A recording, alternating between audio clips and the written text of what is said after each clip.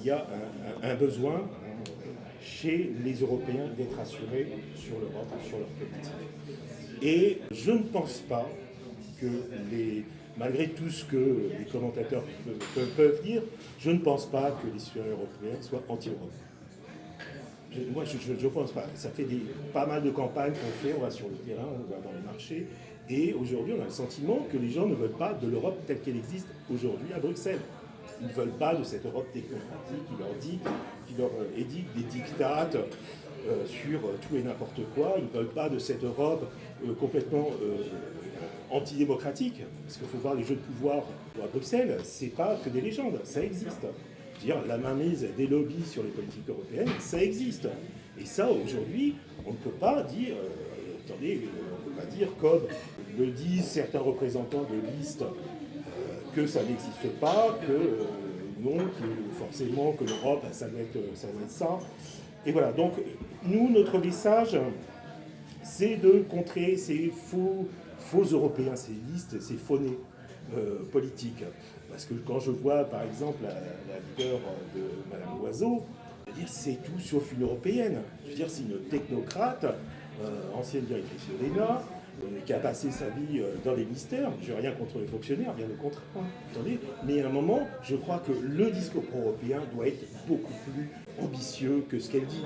Quand je vois qu'elle dit qu'elle refuse un siège unique européen à l'ONU, c'est pas possible. Enfin, on ne peut pas se dire pro-européenne et puis refuser ce siège européen. D'ailleurs, en plus, bon, elle n'est même pas fédéraliste.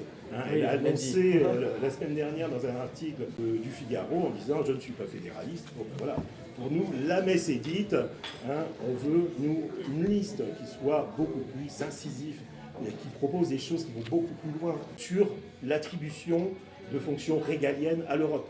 Voilà. C'est-à-dire que nous, on veut que les pouvoirs soient bien séparés des fonctions régaliennes à Bruxelles, la diplomatie, la défense, protection des frontières, l'euro, un budget européen pour faire des relances keynésiennes quand l'économie est en berne. Voilà, nous, on veut simplement des choses qui servent et des politiques qui seront mieux menées à l'échelle européenne que par une sorte d'intergouvernementalité qui ne fonctionne pas. On le voit très bien, par exemple, sur la question des frontières. Hein, on a créé une vague agence Frontex qui a son siège en Pologne, à Varsovie, il me semble, mais avec des moyens complètement dérisoires.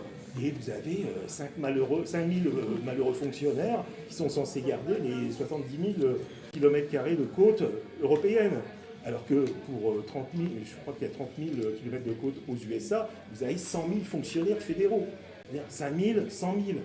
Et à un moment, il faut faire des choix ambitieux pour l'Europe. Donc voilà, c'est pour ça que nous, on voulait monter cette liste pour les européennes 2019. Et donc c'est concrétisé depuis hier. Et puis voilà, et moi je me réjouis encore une fois, je vais encore leur dire, qu'on ait trouvé des partenaires en Alsace, hein, et des partenaires avec qui on partage vraiment beaucoup d'une convergence politique vraiment réelle. En tout cas, merci encore beaucoup de votre accueil. Très bien.